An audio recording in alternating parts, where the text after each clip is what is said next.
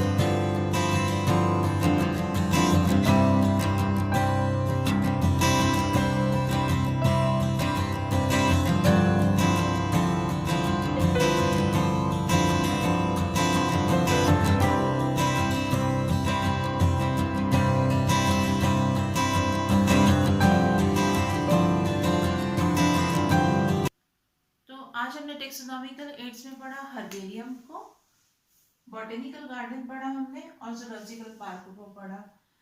तो next class में हम इसी टॉपिक को कंटिन्यू करेंगे। Thank you.